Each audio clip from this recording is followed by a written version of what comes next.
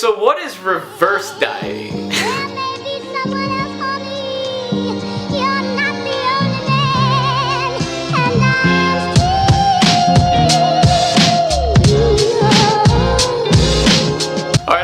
As simple, quick, easy, dummy-proof as I possibly can. Okay, I'm gonna paint the scenario for you. You've been dieting, you've been cutting, let's say 15 weeks. You look at yourself in the mirror, you're happy where you're at. You're shredded, whatever it is. You got your vascular, your cuts are out, you're lean, whatever. You're happy where you are when you look at yourself in the mirror. So where do we go from here? Obviously, if you start eating the same thing that you were eating 15 weeks ago before you started dieting, you're gonna end up where you were 15 weeks ago, probably in about 15 days. That's just how it's gonna happen. So what do?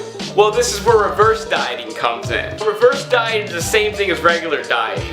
As you diet, as you cut, you take away a little bit of calories at a time as needed. Now when I say as needed, I mean when you're dieting, you're gonna hit a plateau. When you hit a plateau, then you usually take a little bit of more calories away and keep the party going, again, until you get to the point where you're satisfied with what you see in the mirror. Now, again, I've said this before in another video, when you're playing around with calorie intake, you have the option of playing around with, of course, what you're eating and then what you're actually doing as far as working out, fitness, cardio, weightlifting, and all that. When you do your reverse diet, you're going to increase your calories little bit by little as time goes on for, I would say, for at least 6 weeks minimum. And again, you have the option of playing around with cardio and of course your food intake. So let's say you're doing cardio 5 days a week for 30 minutes. Each time you go in to the gym or wherever to do your cardio, okay? Well, you can still go for 5 days, go from 30 minutes to 25 or 20 minutes. You see what I mean? So you're not gonna be burning, let's say each time you go in and you do 30 minutes of cardio, let's say you're burning like 200 calories each time you do that. So by taking it down to 20 minutes, well, you're gonna be burning, let's say, just 150 calories each time you go to the gym. Now, you see what I mean? So you're able to play around with calories either with your workout or with your food that you're intaking, or mixing them up, like taking 5 minutes from the cardio and taking X amount of calories out of your food or whatever. Now, to paint a little bit more detailed picture, I'll use myself for an example. I normally reverse diet when I come off of a cut. My go-to thing to add calories to what I'm eating are my carbs. I always add carbs. And when I do that, it usually averages out to, I add about 10 grams of carbs a week to my daily carb intake. So you're gonna keep increasing the calories until you get back up to what we call maintenance, your maintenance calories. Basically the amount of calories you need to maintain where you are currently. Why does this work? This works because when you've been dieting for an extended amount of time, your metabolism tends to slow down. The human body, what it wants to do, it wants to survive. It doesn't want to change. When you're not feeding it enough, it goes into starvation mode, so to speak, and it starts holding on to everything. So that tends to slow down your metabolism a little bit. So essentially, by eating a little bit more as time goes on, you're retraining your metabolism, so to speak.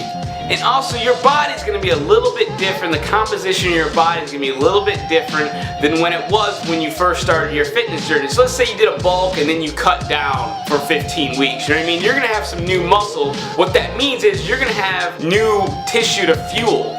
For example, it's like this. Let's say you had a guy who started out, you know, he wanted to be a bodybuilder. He started out at 150 pounds. He probably needed around 2,400 calories a day to maintain where he was then at 150 pounds. But over time, years have passed. He's put on new size. He's put on a lot of lean muscle. Now let's say he's 200 pounds now.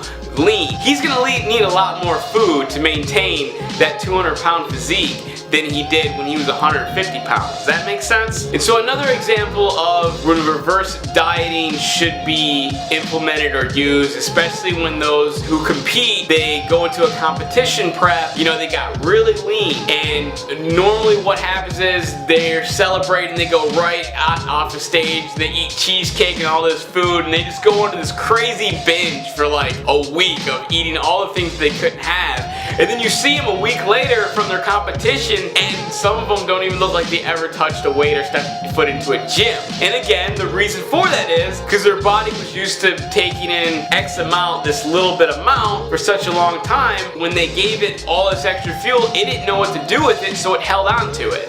Okay, so to recap, what the hell is reverse dieting? Reverse dieting is the same thing as regular dieting, just done in reverse. And the benefit is so that you don't waste 15 weeks of hard dieting in 15 days by eating whatever the hell it is you want to eat. So if you have any comments or questions, leave them in the comment section below and I'll make sure to break them down for you dummy proof, so you or anyone can understand it and no question is too dumb except for the ones you do not ask. Alright, don't forget to like, comment, and subscribe. And we'll see you next week.